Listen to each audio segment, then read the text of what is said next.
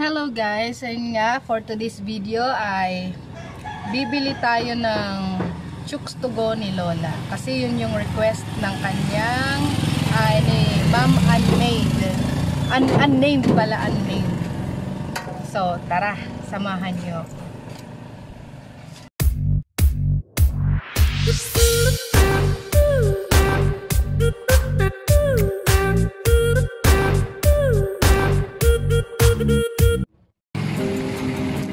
Guys, ayan nga, nandito na tayo sa Chooks to go.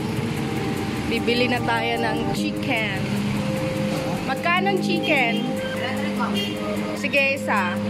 May spicy, may... Yung ano lang, yung... Sweet.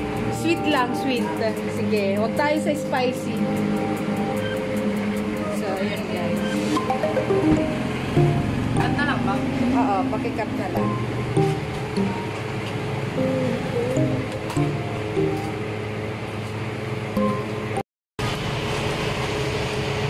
Chooks to go ni Lola. Masarap kahit walang sauce. So ayan nga guys, ngayon nakabili din tayo ng chooks to go ni Lola. Ngayon puntahan natin siya sa kanyang bahay para ibigay natin ang kanyang ulam ngayong tanghalian. So guys, ayun nga, nandito na tayo sa bahay ni Lola. Punta na tayo sa kanya. Yan. Dito na tayo kay Lola.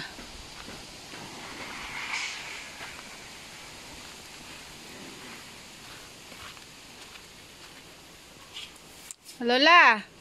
No. Kumusta? Kumusta?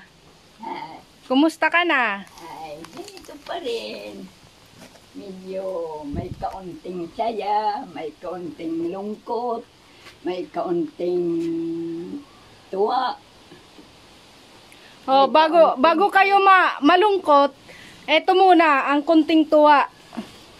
Ulam Ulam. at kanin. Masarap na naman na pagkain.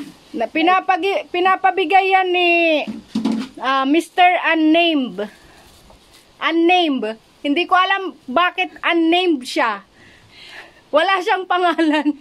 Taga dito sa'yo. Dito yan sa Dolores. Abroad yan. Eh, Nasa abroad. bakit yan. naibigay sa'yo? Nagbigay siya ng pera pambili ng chooks to go. Ano? 300. Yung chooks to go, 300. Yan ang naibili. Bakit naman yun kanin? Ako lang magbabayad.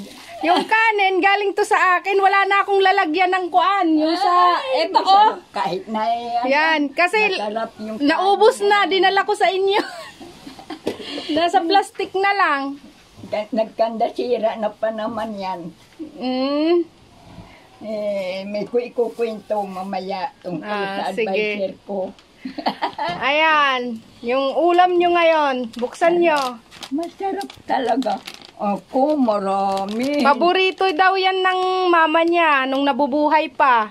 Hindi ko yan mauubos. Hatiin natin, dalhin mo sa bahay nyo. Hindi pa. Para sa'yo yan, Lola. Para mamayang gabi mo at saka bukas.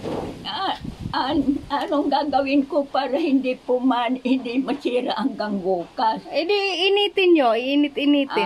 Ganon. Oo. At saka may mantika dyan, suka. Lalagyan ko na lang. Parang paksiw na lechon. Sige, ganun na lang po. Thank you naman. Sino daw? Unnamed. Unlim. Basta walang pangalan. Hindi ko alam bakit unnamed yung pangalan ni ma'am. Or si sir. Ang address niya saan galing? Ano? Sa abroad. Nasa abroad siya.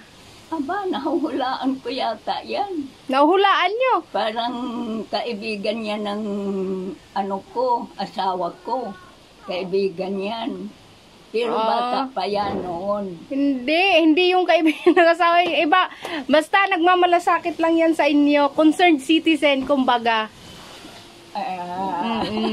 Yung gustong pasayahin kayo, Binigyan ka niya ng ng ulam ngayong tanghali para maging masarap yung ulam niyo. Maraming salamat sa iyo, Anlin. Unnamed. Kung lalaki ka, kung babae ka, Anlim. Lim, yan. Lim. Anlim. Unnamed. Kung babae, kung lalaki ka at naintindihan mo ako, maraming salamat sa Panginoon Diyos at maraming salamat sa iyo na binigyan ka ng Panginoon ng maraming biyaya at inutosan ka ng Panginoon na magbigay ka sa akin ng tulong dahil alam ng Diyos na malambot ang puso mo maunawain sa naghihirap. At saka ngayon, hindi ko nasasabihin na naghihirap ako. Marami ng kabutihan nga dumating sa buhay ko. Mula ko tumira dito ng bahay ko. Hindi nga bahay ko, bahay ng Panginoon.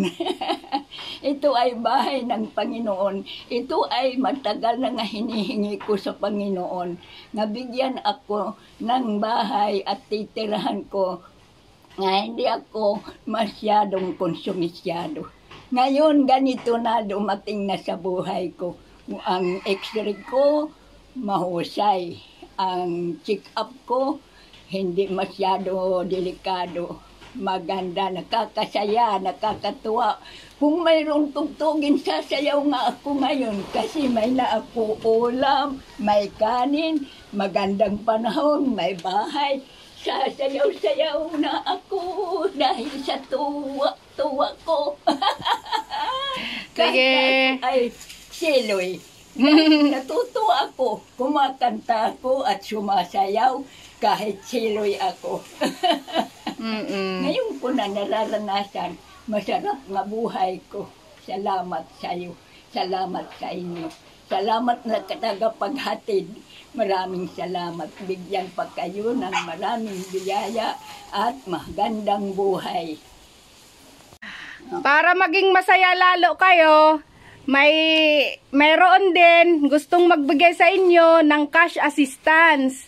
Para daw may pambili kayo ng kung anong gusto nyo. Wow. Ang nagbibigay is si Miss or Ma'am Honey M. Si Ma'am Honey. Ito, 300. Tayka. Ano, dahan-dahanin mo ang pagkamhani? Honey. Ma'am Honey. Ma'am Honey. Ito, tanggapin nyo. 1, 2, 3. Ayan. Wow, 300. Mayroon ako pera, may papagkain, may ulam, lahat na mayroon ko, may bahay bago. Wow, kahit na ganito ako, ang nakakalungkot lang, kung hating gabi, minsan mayroon ko naririnig. Yun pala, yung panaginip ko. Kumakalas pag yung patibong ko, akala ko mga tao. Kasi yung panaginip ko, sabi, may tao. Kumakalas pag, totoo, hindi pang naginip, tao yan. Yung patibong ko, hinangin yata ng malakas, nalagi-lang. Tumunog ng malakas, hindi na bali. Wow, salamat. Salamat sa iyo, Ma'am Honey. Salamat. Ma'am Honey, thank you so much sa pagbigay ng tulong pinansyal kay Lola. Nakakasaya talaga. Thank you. Bye-bye. Bye-bye. Salamat sa lahat. Maraming salamat sa Panginoon. Salamat sa lahat ng mga tao na naaawa sa akin. Kahit na hindi pa naaawa dahil may panahon yan, babalik ang isip, malungkot at maunawain sa kapwa nila. Ay, nagkaka-snack nyo lang ng Quaker Oats. Oo, nag-snack ako ng Quaker Oats sa alas 10. Ngayon, ano naman na ngayon? Alas 12, di pananghalian nyo na. Tanghalian na ito. Hala, tingnan mo kung ano. Alas 11:44. Oo. Yan ang iniwan mo sa akin. Iniingatan ko, huwag malaglag. Dahil hindi ako sanay gumamit yan, maski kahit kailan. Yun, inano mo sa akin, pantitingnan ang oras. Iniwan mo sa akin noon. Mayroon relo noon na binigay.